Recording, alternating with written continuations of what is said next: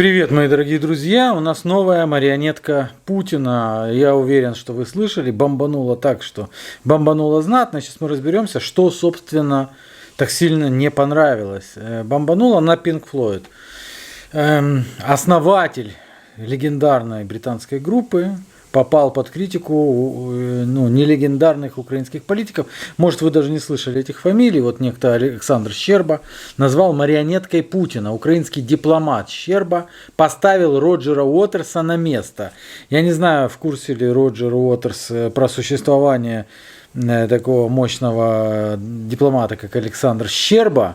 Но Александр Щерба рассказал даже, куда поехать Уотерсу. Эй, Роджер Уотерс, сначала ты говорил, что войны не будет, так как Владимир Путин слишком умен. Ну, в принципе, Зеленский говорил, что войны не будет точно так же. Теперь война идет, а ты говоришь, что она началась по объективным причинам. Почему же ты не переезжаешь в Россию, безвольный, бессердечный, беспощадный, заблудший человек? Ничтожный надо добавить. Ничтожество ты. Ничтожество. А я, Щерба, расскажу тебе, сука, на каком основании вообще какой-то Щерба рассказывает, куда кому переезжать. С какой стати он должен переезжать в Россию, к примеру. Ну почему? Потому что Щерба так решил или что? Потому что жлобы привыкли указывать, кому куда переезжать, где кому жить, что кому делать, читать, на каком языке говорить и так далее. Иначе они себе жизнь не представляют. Но из-за чего на самом деле так бомбануло? Давайте посмотрим этот кусочек, собственно, из-за которого забиты все средства массовой информации высказываниями основателя Pink Floyd. It hasn't changed. I recognize your humanity, but I recognize all the Russians and the Chinese and the Ukrainians and the Yemenis and the Palestinians. Are you... Ну, то есть, начинает он, в общем-то, с того, что он признает всех. И русских, и украинцев, и палестинцев. А это сейчас, кстати, опасная тема, потому что, вы же знаете, тут вижу, тут не вижу. У нас немножечко такая история происходит в мире. И, ну, короче, о некоторых вещах не принято говорить. An equal opportunity offender on this tour. Here's why I ask. I remember the last tour. Of course, I came and watched. Very much, about Trump. And in the current show, you've got a montage of war criminals, according to you, and a picture apparently of President Biden on the screen, and it says, just getting started. Итак, они мочили Трампа, когда Трамп был президентом. Они мочат Байдена, потому что Байден президент. Более того, называют Байдена военным преступником. Может быть, из-за этого у шестерок, возможно, американской администрации так сильно бомбануло. Может быть, из-за этого такая глобальная истерика. Не только из-за этого, но и из-за этого, я думаю, тоже. Он объясняет, почему он считает Байдена военным преступником. What's that all about? President Joe Biden? Yeah. Well, he's fueling the fire in the Ukraine for a start. That is a huge crime. Why won't the United States of America encourage Zelensky, the president, to negotiate, obviating the need for this horrific, horrendous war that's killing... Итак, подливает масло в огонь этой войны. И американская администрация не призывает Зеленского к переговорам, чтобы прекратить эту ужасную войну. Есть зацепка. То бишь в этой ужасной войне виноват, равно как Путин, также, наверное, возможно, и Зеленский, и подливатели масла в огонь. Вот идея гражданина, который попал под такие серьезные оскорбления таких мощных украинских политиков, как Александр Щерба и другие. Я не знаю, Зеленский записал уже видео, обратился ли он к нему. Вы знаете, что Зеленский постоянно, регулярно принимает всевозможных музыкантов, актеров. Там началось все с Шона Пена, который уже, наверное, пропил мозг и просто особо не разбирается. Как хватает по верхам, знаете. Как хочешь снять фильм про Че Гевару, не надо выяснять, что там Че Гевара, как это. А просто возьми актера, чтобы он был с бородой, как у Че Гевары, и сигару курил. Ну, вот типа в таком плане, вы понимаете, да? И вот Зеленский постоянно, это уже всех раздражает, но тем не менее. А вы видели фотосессии, да?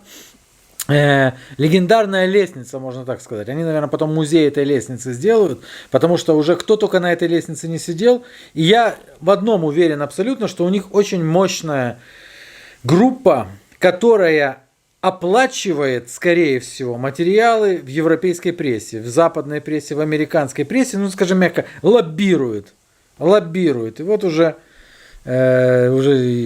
Подоляк никому непонятный, что вообще за Подоляк, он уже тоже выдает большой материал, тоже сидит на лестнице, тоже проникновенно смотрит вдаль и так далее. Ну, вернемся к нашему. You're blaming, We don't know how many but you're Ukrainians blaming the are party Russian. that got invaded. Come on, you've got it reversed. No, well, Who that's is at fault? you know, any war. When did it start? What you need to do is look at the history, and you can say, well, И он начинает аргументировать, собственно, почему. Он обвиняет обе стороны. Потому что любая война, мол, не начинается на ровном месте, и надо смотреть предысторию. it started on this day. You could say it started in 2008. Okay, it's basic. This war is basically about the action and reaction of NATO. О боже, серьезно?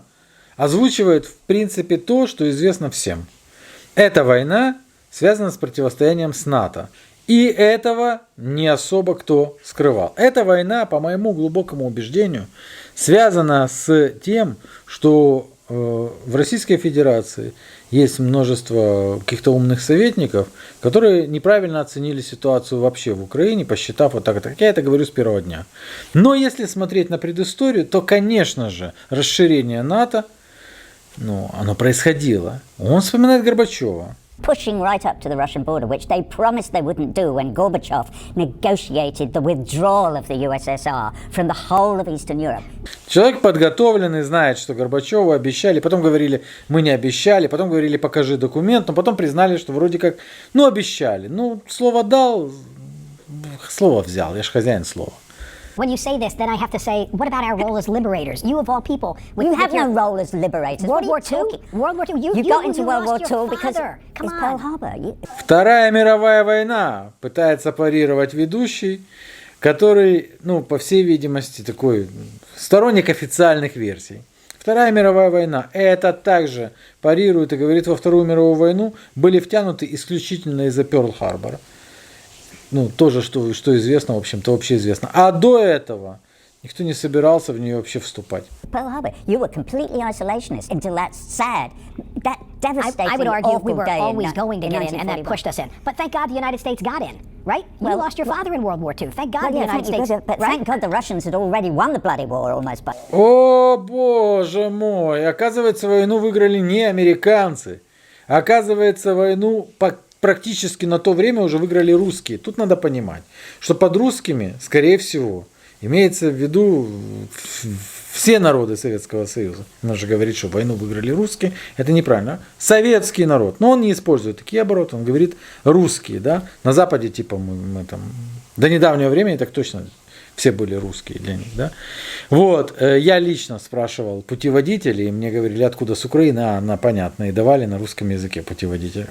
Это пока жена Зеленского не поехала, там не порешала все вопросы. Короче, он озвучивает вот такую еще крамолу, что к тому времени практически была война выиграна русскими. and don't forget, 23 million Russians died protecting you and me from the Nazi menace. And you would think the Russians would have learned their lesson from war and wouldn't have invaded Ukraine. Well, you Fair? with all your Хорошо его подлавливает ведущий, что, типа, если бы русские сделали вывод, они бы не напали на Украину, это его выводит вообще, и он начинает сравнивать, что было бы, если бы то, что делает НАТО, делал бы Китай. I would suggest to you, Michael, that you go away and read a bit more and then try and figure out what the United States would do if the Chinese were putting nuclear-armed missiles into Mexico and Canada. А мы знаем прекрасно, что сделали бы Соединенные Штаты, если бы Китай разместил ракеты в Мексике и Канаде. Наверное, он бы даже не успел разместить ракеты в Мексике и Канаде, что-то бы уже понеслось. Интересное сравнение, правда? Но просто это неправильно так говорить сейчас. Просто нельзя. Надо говорить по-другому. Сегодня вышла биография Зеленского. Там написано «Герой, которым восхищается вся Европа». Вы восхищаетесь? Нет, а надо говорить, что восхищается. The Chinese are too busy encircling Taiwan as we speak. Okay? They're not encircling Taiwan. Taiwan is part of China. And that's been absolutely accepted by the whole of the international community since 1948. Опять непопулярная фигня. Оказывается, Тайвань это часть Китая. А вы знаете, что Тайвань это часть Китая? А вы знаете, что все эти цивилизованные страны, которые говорят очаги демократии, мы там Тайвань, некоторые говорят поможем, они признают единый Китай. То есть вместе с Тайванем. Как интересно, да? Тут раздвоение. настоящая, он тоже озвучивает это, что Тайвань часть Китая. And if you don't know that, you're not reading enough. Go and read about it. Okay, did we solve anything here This today? is, no, well, yeah, we did. I mean, no, we didn't. Because I mean, you're believing your propaganda, your side's propaganda. You're defining but it as Taiwan, propaganda. you cannot. Ты веришь своей пропаганде, ты часть этой пропаганды, говорит уважаемый музыкант. Вот из-за чего так бомбануло. Ну, сказал, хорошо, там 10 секунд рассказал там про Украину. Но дальше он начинает рушить один за другим столпы пропаганды.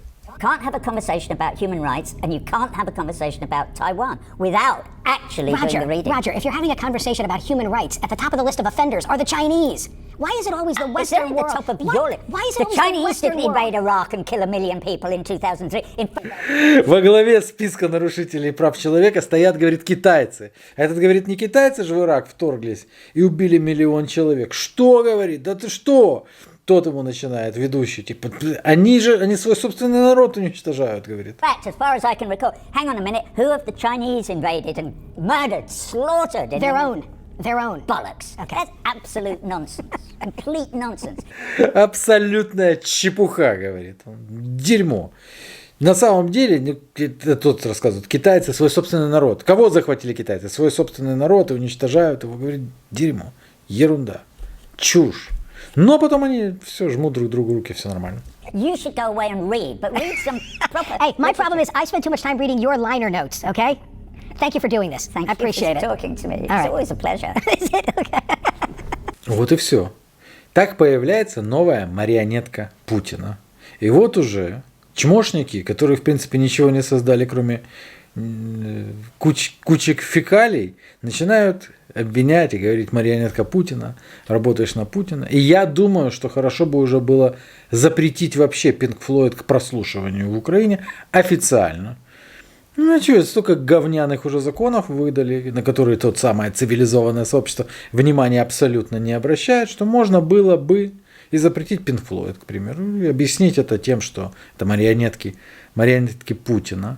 Но теперь вы хотя бы знаете, из-за чего так бомбануло. И что ж такого ужасающего сказал. Просто вы понимаете, что он это говорит, это показывают на каналах, он говорит о том, что Байден военный преступник, и это показывают. Просто в некоторых странах уже полностью отвыкли от того, что у людей может быть разное мнение, что они могут его высказывать, и что их за это, во-первых, на улице не нападут активисты, не попытаются убить, а во-вторых, не посадят ни в какие застенки, не будут там пытать и не дадут в итоге 15 лет. Пока.